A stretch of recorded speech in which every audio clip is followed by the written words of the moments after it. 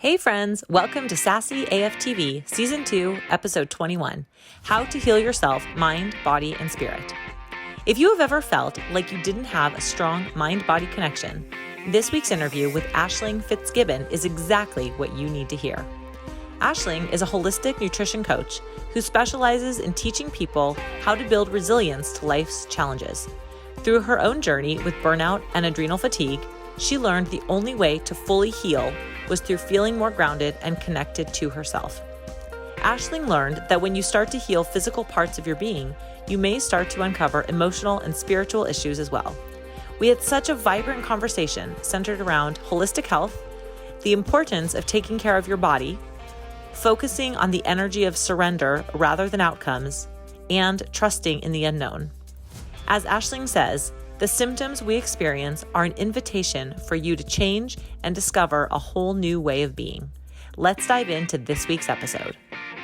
Welcome back to another episode of Sassy AF TV and the Sassy AF audio experience. I'm so pleased to have our guest, Aisling Fitzgibbon, with us today. Aisling, welcome all the way from Ireland. It's such a pleasure to have you on the show with us. Oh, thank you so much, Hallie. I'm so happy to be here. It's been great getting to know you better. We met originally through the International Women's Day Summit, which our mutual friend, Anna Kusela, invited us to be a part of. And since then, we've had several conversations, including I was on your podcast recently. So it's been really lovely to get to know you. And I just love how we have so many shared passions and connections around holistic health, mind, body, spirit, wellness, all of it. So I'm really excited to have you here today and to have you share your story and teach us about how to take better care of ourselves. Just to let everyone know, Aisling is a holistic nutritionist and she has a really interesting story. So why don't you tell us a little bit more about yourself and how you got into this work? Yeah. So how I got into it was through my own body, my own health. So when I was 23, my health was just totally on the ground, basically. Like I was completely exhausted. So I had what's known as adrenal fatigue. And with that, I had like depression and anxiety. And I just found like just being able to function was just so difficult. And I trained as an occupational therapist in the UK. And at the end, I was just like, I did really well academically. I had like a first class honors degree. And I was like, I don't even have energy to apply for a job. I need to seriously do something about my health. And I kind of made that declaration to myself, like, I'm going to get to the root why I'm so unwell. And like, I'm actually going to find a solution. So I set that out into the universe. And not long after, I ended up having a consultation with a nutritionist, and she opened my mind to the power and the possibility that I could actually heal, like using food and vitamins and minerals and, lifestyle changes and detoxification and all these different concepts that up to that point were not in my life at all. I was like completely unaware that any of this existed. So I took that information and I went home and I applied it like my life depended on it, because it really did, because I really didn't have the energy to like do anything. So my back was really against the wall. I was like, okay, I have to make this work. So after a few months, I started to really feel much better. I could feel my energy coming back. My periods had stopped for like, I think about 3.5 years during that time of being really unwell. Wow. So like my cycle was literally gone. Obviously I just didn't have the energy. At the time I was just like, why is this happening? And I went to a doctor at the time and they were like, well, you're not planning to have kids, so it's not really an issue right now. And I was kind of like, oh, it's not a good sign like that. My body isn't like, cycling, and what's the issue? And that's such a gosh, that response, right? Of, oh, well, not that big a deal. Actually, yeah. It is quite a big deal if your body isn't doing what it's naturally supposed to be doing. Totally. And I was kind of like, that's really weird. But I was kind of also like really disconnected from my body at that time. I was very much like in my head. I was just like, doesn't matter what I'm feeling. I just need to get ahead. I need to like get my career on track. And, so I was just very, very disconnected. So I remember like when I started this, it was when I started my healing journey, which was like 10 years ago now. I was really like passionate about like getting my cycle back and like really like just getting all my body back online. I was just like, where am I? Like, I need to find myself again. Like I've kind of disappeared along the road.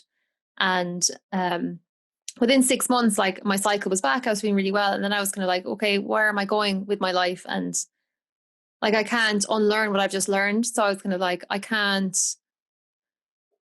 pretend none of this happened. Like, this is really going to inform like where I'm going to go. So I ended up then deciding to go back and train as a nutritionist. So went back to school and started training as a nutritionist. But continuing on my journey, what I discovered was like when I was doing lots of physical cleansing, all the emotional stuff that I had buried and suppressed all started coming to the surface. So I started then needing to go like down another route of healing, which was like, I started exploring things like energy work and emotional, tapping, emotional freedom technique, and many, many other modalities I've been experimenting with along the way of like being able to like just clear out like what was coming up. Because as you do any kind of physical cleanse, that's really what happens to a lot of people, is the stuff comes up. And if you're not aware, you don't have like tools and support to actually handle that, you can often then go back to like the old habits of like eating foods that will kind of bring that down and suppress those emotions.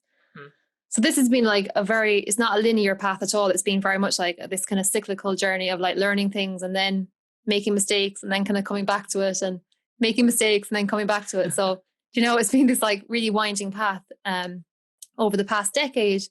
But like for me, I'm just really passionate about being able to, for my own self anyway, just like to continue practicing in a way that really enhances my own well-being. Because I know if I don't eat right or, exercise or keep myself in a positive state of mind, that like I go down the negative spiral very easily.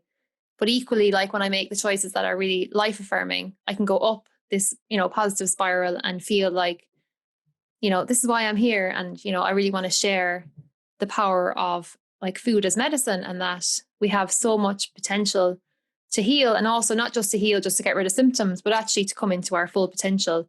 And what that means to me is like for somebody to be fully aligned with who they are and their talents, their gifts, their passions, for them to be able to live aligned with who they are. And I think the physical body, I think that's really where I'm at in terms of supporting the physical healing to facilitate that, as opposed to come to me, I'm a nutritionist and I just want to fix the symptom. It's more of a case of like the symptoms are really an invitation for you to change and for you to discover a whole new way of being. And when you approach it in that way, it's much more gentle and kind and compassionate towards yourself, as opposed to, you have an illness or you have conditions or symptoms. You need to fix yourself. There's something wrong with you. I love that. Yeah. Your symptoms are an invitation to heal yourself. Yeah. That's beautiful. Completely. Yeah. Because if I look back at myself, say 10 years ago, and I was like, tearing my hair out going, I feel terrible and I'm never going to be right. I was just like in this state of panic, really. If I could go back and say to myself, how you're feeling is actually the invitation that you need right now to go on the path that you're meant to go on. Right. And, and I really appreciate what you said about the mind, body, and spirit connection, and how it wasn't there for you for a long time. And that was part of the issue. Right. And for myself, I can relate to that as well. I used to also be an overachiever. And while I was never diagnosed with adrenal fatigue, I'm sure that I was pushing the limits and pushing the envelope in that realm.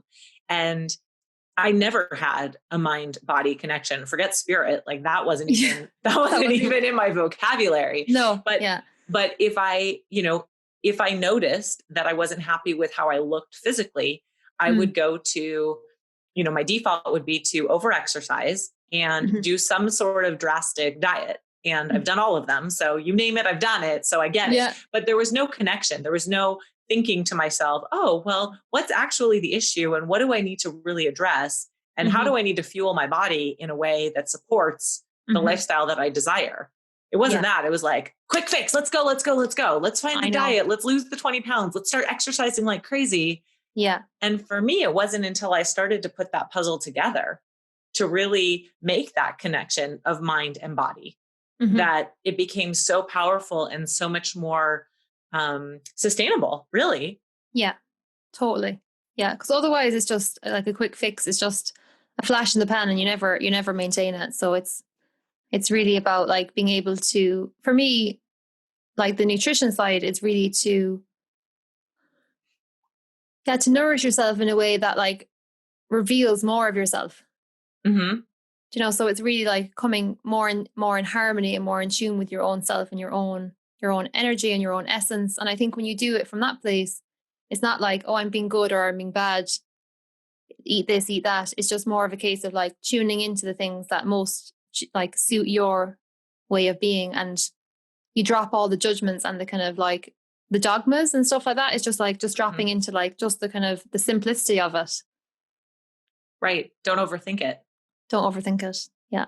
Well, and I love, I grabbed a quote from your website that said, you desire to help people reconnect with your instincts and your inner wisdom.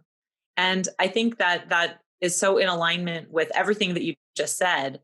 But one question that I would like to get your take on is, where does somebody start when they want to try to reconnect to their intuition, their inner wisdom, and they've lived in this disconnected space for so long?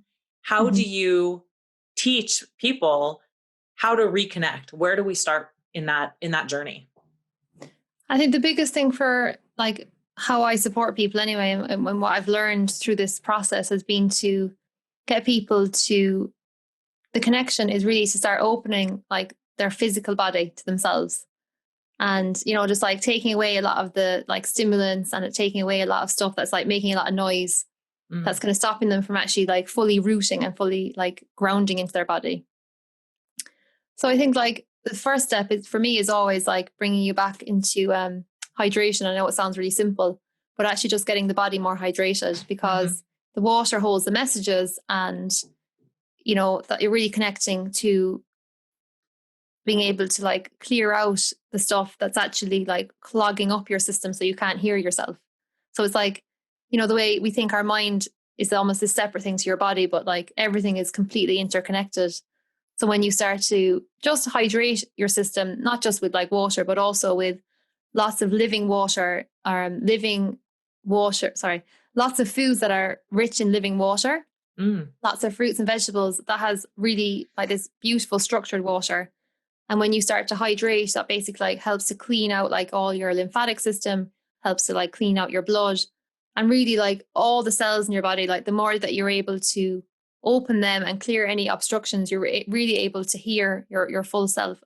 And the reason I'm kind of speaking to that is because I remember feeling so disconnected, but like when I started doing that process of like cleansing and just getting my body like in a much more open state, I remember feeling like this connection almost to my soul was coming in, and it was like because my body was actually opening to it. I remember feeling this really powerful feeling. I was like, oh my God, I can actually feel myself, like my actual self, like my I didn't have the language at the time, but I can, 10 years later, I'm all in this world now. So right. I was connecting to my actual soul, my essence, which physically I had been very closed off from. So it's really kind of to see like the bodies that we have, like physical, mental, emotional, spiritual. None of them are disconnected from one another, but they all connect in the physical body. So when you start to open up your body in that way, and with all these different, different practices that follow, with your work in terms of like your mindset and getting yourself into that space where you're actually opening, you're able to really just start to hear yourself. And I think it's not like A, B, C, D. It's not like that. It's very much like it's going to be what it is that you need uniquely. It's like just being able to start those steps and just keep them very, very simple. But I would always kind of bring it back to the basics of the body and how everything is held like at a cellular level. If you can think of it, when you start to open up your cells, and they're really the microcosm of the whole macrocosm of your being. So starting there is a really powerful thing. And it's something that I continuously return to in my own practice. And I just, with my own self physically, and also with working with clients.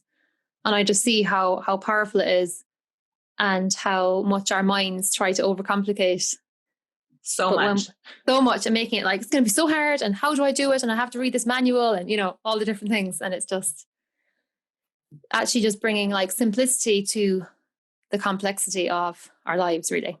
Right. It's interesting what you say about water and hydration, because as a kid, I had a lot of headaches, and I had headaches ever since I was a very young child. And I remember my parents would take me to the pediatrician, and they would say, why does she have headaches? She's a small child. This isn't this doesn't seem like it's right. Yeah. And, they would range. Sometimes they were smaller, sometimes they were migraine, and they continued throughout most of my life up until about maybe even through my 20s. Mm-hmm. And I think as a child, I don't recall drinking a lot of water, and I don't remember, eating a lot of fruits and vegetables.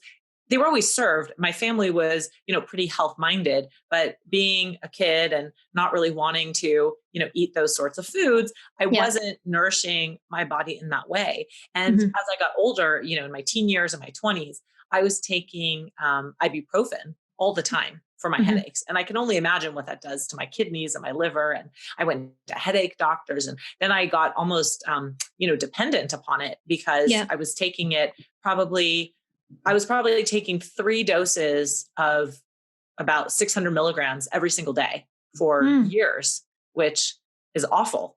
And, I had to really break myself of that. And then as I started doing that and thinking about what are the things that I'm putting inside my physical body that could be causing these headaches, because they would be so debilitating. I couldn't work. I couldn't function. I had to sleep it off.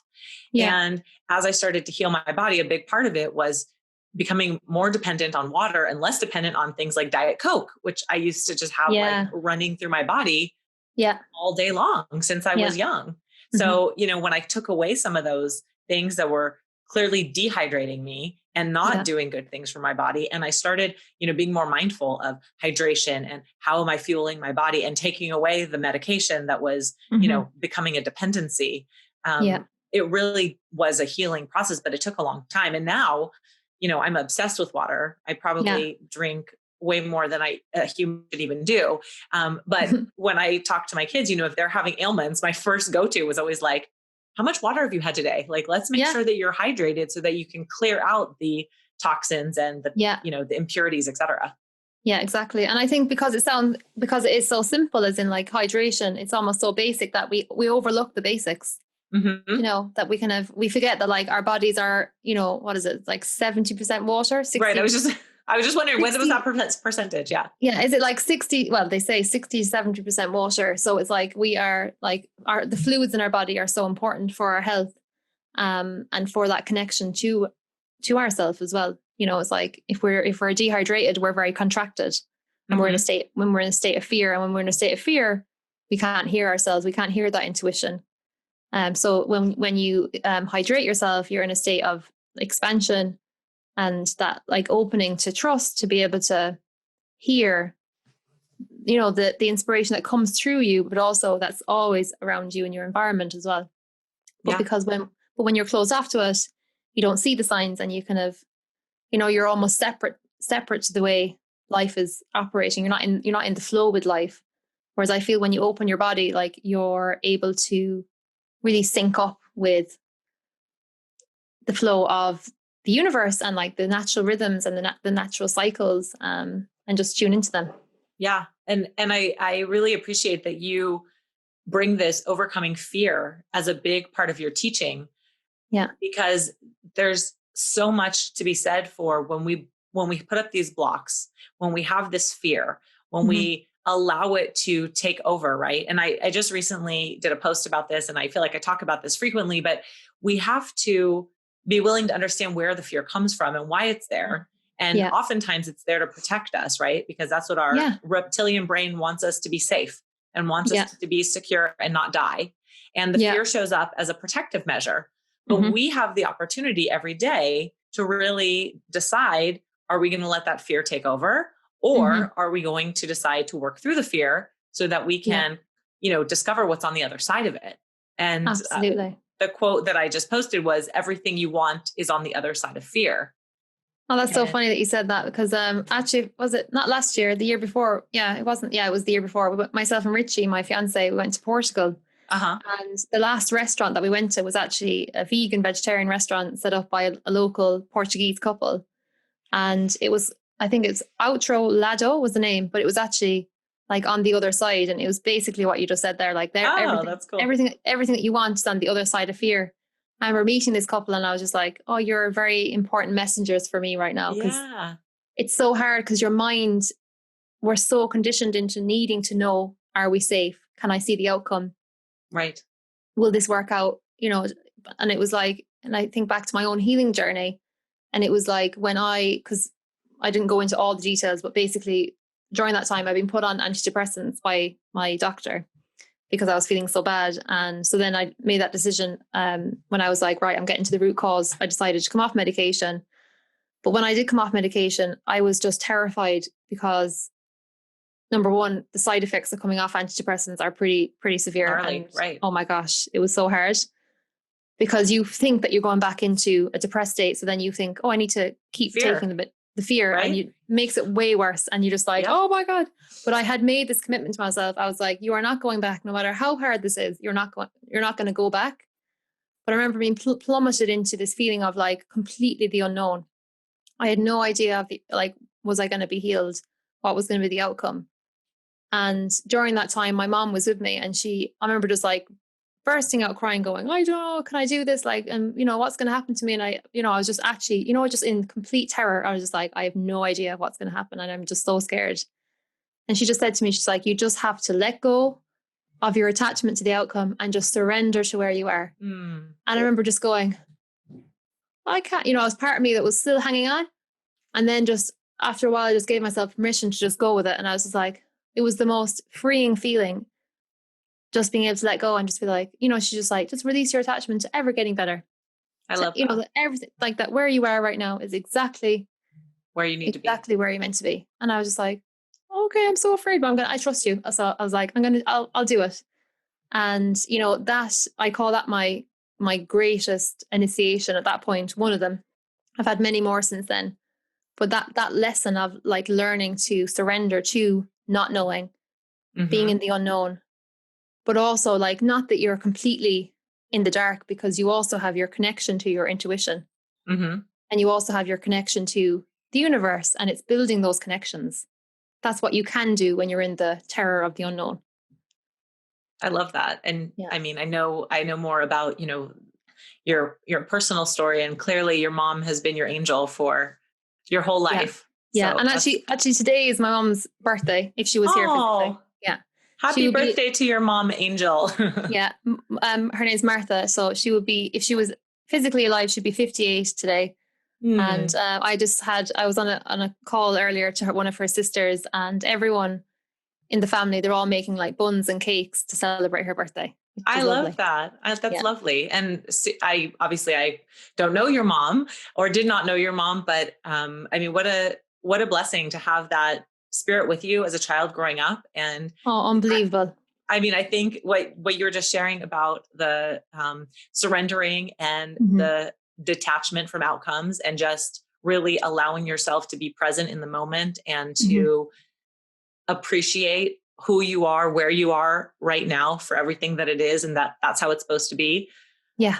That's a lesson that I've only recently learned. And I try to, remind myself that almost daily and share that wisdom with my children as well. But gosh, I feel like if I had that, earlier in my life, but on the other hand, you have to also walk through your journey and receive the lessons when you're ready to receive them. Totally. Yeah. And I wouldn't have been ready to hear it only in that time. And it was interesting because I feel like what's happening on the planet right now, and, obviously like we're all like collectively in the unknown, because nobody knows exactly how this is going to unfold. But it's like we are being brought into the feminine. The feminine is the unknown, the mystery.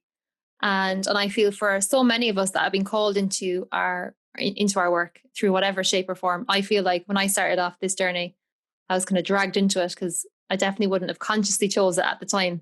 Because I was like, I'm going to work in a hospital. I'm going to marry a doctor. I'm going to, this is, I'm on this. These are my outcomes. These are the exact outcomes. And I know exactly where I'll be in 10 years. And then life was like, nope, not going to happen. Off into the unknown. And just like, I was cracked open. But like, luckily, because I wouldn't be here today, and I wouldn't have had any of the experiences and the wonderful journey that I've had with, just with myself, and just with all the amazing people that I get to meet. And even like, who would have thought that we'd be having this lovely conversation on a Friday, on your mom's my birthday. Evening, your morning, my mom's birthday. And it's just like, for me, it's just like having the courage to know that like what is happening is what's meant to happen, and just aligning with that as opposed to fighting what is happening, because that's what I was doing for so long. When I was feeling unwell, I was just like fighting it. And that's something that I bring into, like, you know, the clients that work with me. It's very much like, it's not just the physical path. It's really about like opening up to, like what I was saying earlier, that invitation, because we're always being invited to grow. We're always being invited to evolve. And the more you can just align with that, even when it's messy, even when you're in pain, even when you don't always feel the best, it's like you can see that something's emerging. So you can trust in where you are, even if where you are isn't perfect and isn't exactly what you want. But you can trust like that where you are is going to lead, you know, you're being led to the other side of your fear if you keep going and keep having the trust and the faith in yourself and in life, that you're always being held. Absolutely. I love that. And it leads into perfectly. I'd love for you to share a little bit about your book, which is coming out hopefully soon, but moving from fear to trust. So maybe share a little bit about what that looks like and the message that you really want people to take away after they've read your book. Definitely. Well, I'll just give you a kind of brief kind of background into that, where it was the summer of 2017, and my mom and I we sat down, and she was asking me the question, like, what is it that you're here to say? And like, what's your message? You know, we wouldn't have like average conversations, you know, we'd have these like, you know, very deep philosophical questions. Why are you here? And who are you to be? You know, like, what is the word? Like, what is the message that you're here to impart? And so we were just doing a brainstorming session, and what came out was that both of us, like, we're both in this path together, and that we're here to help people move from fear to trust. And we're like, okay, that message is loud and clear. It's come in. We can see that everything before that had led us to receive that message. And we're like, okay, we're going to just go with this. So we then started doing lots of writing. So we literally had like notebooks everywhere. Like, we're just like writing all this work around moving from fear to trust. And then within, say, 6 months, my mom became suddenly unwell, and she had a massive grand mal seizure in our local emergency room, our local hospital. I was with her, 2 sisters were there. She was like immediately put into a medically induced coma to basically, you know, to stop what was happening, and also to find out why this was happening. And then she remained in the coma for 3 months altogether, 12 weeks. It was the hardest 12 weeks of my whole life, going up and down, because she had to be moved to not our local hospital, to the hospital in Cork, which is another county. So we had to be going up and down to her every week. And so she ended up then, basically they could do no more medically. So they removed medical, or the life support machine. And then she passed away on the 10th of May, 2018. So that's nearly 2 years. So again, I was like, almost not similar. It wasn't similar to the time that I was like in massive like depression and, you know, like coming off antidepressants, but it was almost like that kind of dark space I was put back into again. But obviously the last time I had my mom with me, guiding me, but then she was not there physically. So it was the hardest thing ever to be like, oh my gosh, like, can I even do this on my own? But literally I had the most amazing angels of people came into my life and have supported me through it, like unbelievable support. And so even in the hardest times, I was always being supported. And then it was November of 2018. I was talking at an event that was arranged before my mom, you know, my mom was alive before any of this had happened. And so I was speaking anyway. And the lady who was the speaker after me came on the stage, and she said, everybody has soul contracts with each other before before we incarnate here.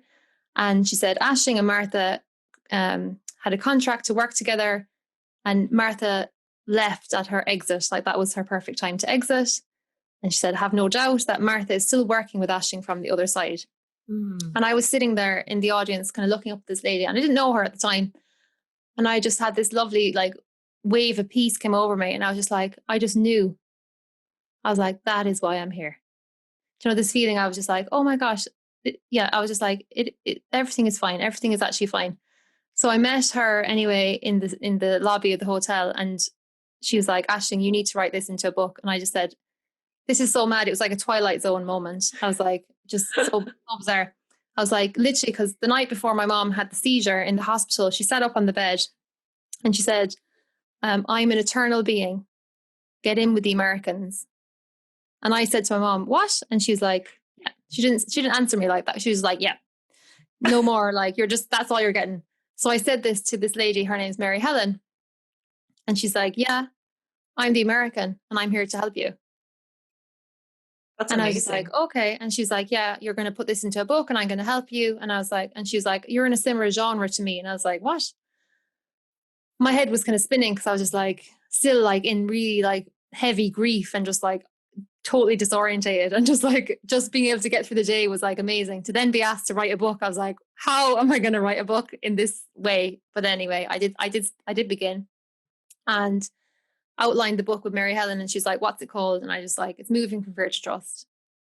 So we just started, and like what basically has transpired is like that I'm writing it, but I'm also writing it with my mom. So I'm finding like, for example, I'd pick up like a book and I'd see like a quote or whatever that she'd written, and it just jumps out to me and I'm like, okay, I need to put that in. So I put that in and then I kind of respond to it. So it's kind of like the weavings between the two of us, me here and her in the non-physical world. And yeah, it's just been mad how the more I've opened to it, the more I've like trusted in it, the more connection I've had and more connection I felt. And the more it's just showing me like, what is it that I meant to write? But I think it's not just about our personal story. It's not just like, oh, listen to our story. It's more of a case of like what our story demonstrates. And it's really to demonstrate like to trust in the unknown and to let go and to realize there is no separation, that we've just imagined these separations, or we've perceived them to be separate. And when you can trust in the unknown, that's when we can allow ourselves to take the risks and to step out and to follow our callings and to do all the things that we're here to do, and not to be dictated to by our mind that is so conditioned to stay in the known. That it's like now is the time for the mind to become a bit more of a tool as opposed to a tyrant, and that we can actually work with our minds so that we can actually facilitate this change individually, but also I feel like collectively, like how we're bringing through a whole new way of being. And I don't know exactly what that looks like, but I can just feel that it's going to be bringing like the masculine and the feminine together, and really bringing through like the value of the feminine, which is the unknown. And yeah, so that's really the whole journey that we're on right now with it. Right. And I so appreciate the concept of just embracing the uncertainty, embracing the unknown, and also, like you said, trusting yourself and trusting your inner wisdom. Yeah. Yeah. Because it's just like, at the moment, when you're in a situation where things are destructuring and you overly attach to the destructuring, you end up going down with it. You end up getting depressed, anxious, just like, it just brings you into like a really, really bad space. Whereas when you can be in what's happening, but also detaching and surrendering to what's happening and actually trusting in where you are right now and where this is actually leading to, it completely transforms it, and it allows you to transcend it. It doesn't keep you stuck in it. Yeah. Yeah, it's beautiful. Well, I'm so glad that you were here today and you were able to share and guide and teach so many important values that go so far beyond just nutrition, which is such a beautiful connection between that mind, body, and spirit, and why it's so valuable for us to really consider ourselves as whole beings and not just compartmentalize different aspects of who we are, but really looking at ourselves from this holistic perspective. So I love those teachings, and I'm so grateful for you for sharing and teaching and just, bringing your energy and spirit to this conversation today. So thank you so much. Well, before we sign off and I let you share where everybody can follow you and find you and connect with you more and continue the conversation, I want to ask you, because I love to ask all my guests this final question, is what is something that makes you feel sassy in your life?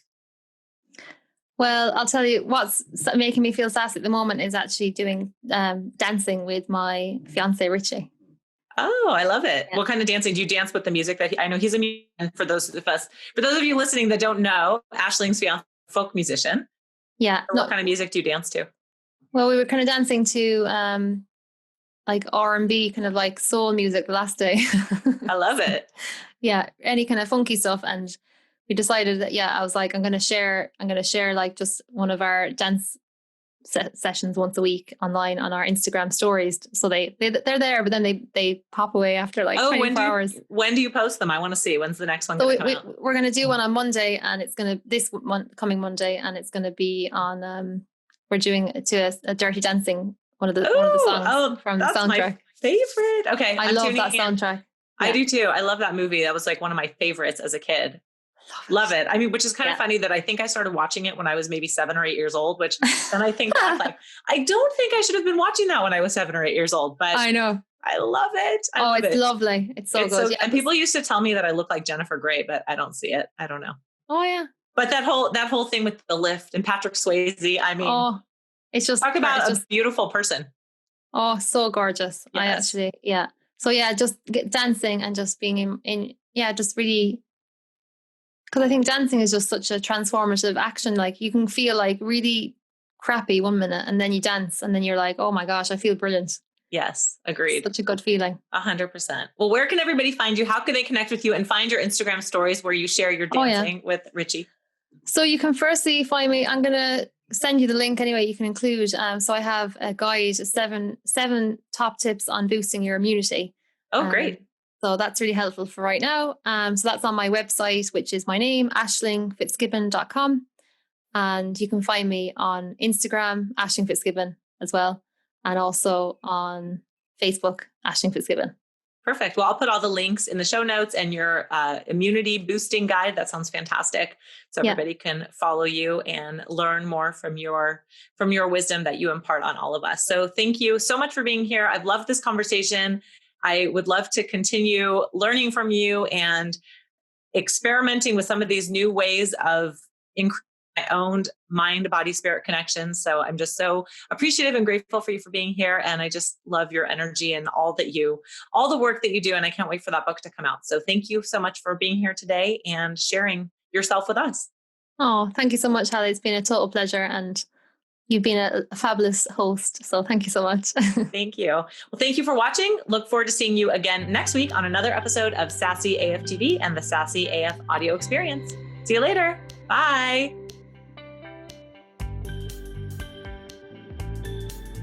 I loved Aisling's approach to trusting the unknown and surrendering. In 2020, I decided that my word was surrender. Certainly, the circumstances in the world right now have really encouraged me to lean into this concept. The more I surrender and let go of outcomes, the happier and more productive I feel. What is your experience surrendering and trusting the unknown? Thanks again for being here and tuning in for another episode of Sassy AF TV. It would mean the world to me if you would leave a comment and take a screenshot to share it with your tribe on Instagram or Facebook. Don't forget to tag me at Sassy Healthy Fit. Then make sure to head over to sassyhealthy.fit and sign up for our mailing list so you always know the latest and greatest in sassy fun. See you next time.